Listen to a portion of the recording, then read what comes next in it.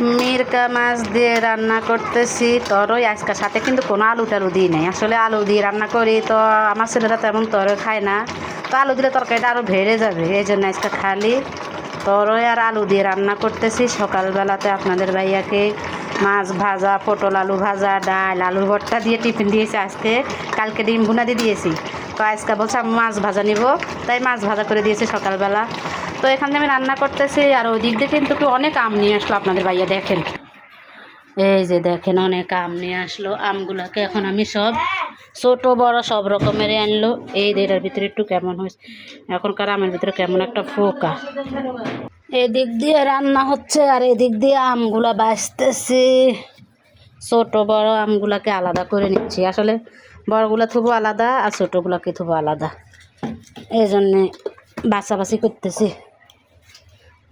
এখনো পাকে নাই, 2-1 দিনের ভিতরে পাকে যাবে, কাঁচাই আছে। যে কুট্টু কুট্টু কট্টু কট্টুকু আম দেখে।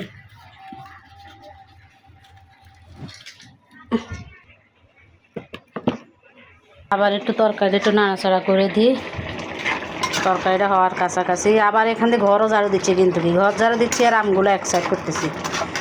আমগুলোকে এক সাইড করে রাখবো, তারপর সব কাজ একসাথে পড়ে গেছে দুপুরবেলাতে। সকাল সকাল অর্ধেক কাজ করেছি আর এখন অর্ধেক কাজ করতেছি। লবণটা দেখে নামিয়ে নিব। ধনিয়া পাতা থাকলে একটু ভালো হতো, কিন্তু ধনিয়া পাতা নাই, একটু লবণ লাগবে, একটু লবণ আছে সেটা দিয়ে দিই। সকালে আলুর ভর্তা টর্তা করেছি তো তাই একটা দিয়ে হয়ে যাবে। ডাল টাল সব সকালে রান্না করে নিয়েছি, ডাল আলুর ভর্তা ভাজি দুপুরবেলাতে একটাই করে নিচ্ছি, হয়ে যাবে এতেই। এমন করে তরকারিগুলো কাটে কেটে দেখলাম তিতা কিনা, তখন তিতা লাগলো না, এখন একটু ঝোল খাইতে দেখে কেমন লাগছে। যাক দেখা যাক, খাওয়া গেলেই হলো।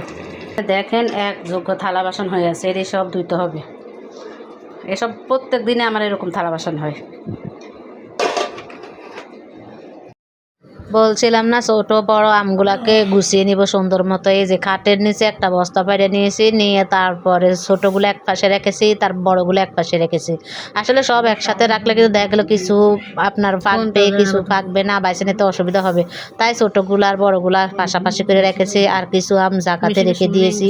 এখান থেকে আমার বড় ছেলে বলছে আর কি, আম্মু আমার ট্রাউজারটা সেলাই করে দাও। আমার মেশিনে শুয়ে গেছে, ভেঙে কী করে সেলাই করে দেবে। এখান দিয়ে করতেছি কাজ আর এখান দিয়ে আবার সেলাই করতে বলতেছে।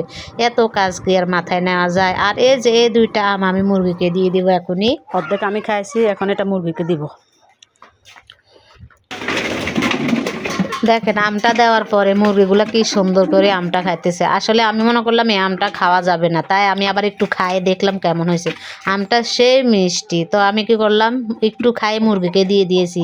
আরও একটা পরে এভাবে সিলে দিয়ে দিয়েছি। আজকে কিন্তু কি মুরগিকে অনেক আম দেওয়া হয়েছে। একটু ঝড় উঠেছে, উঠান কি ময়লা হয়ে গেছে, উঠান ঝাড় দিতে হবে, এখনও অনেক কাজ। তো ভিডিওটি পর্যন্তই। আসসালামু আলাইকুম, আল্লাহ হাফেজ।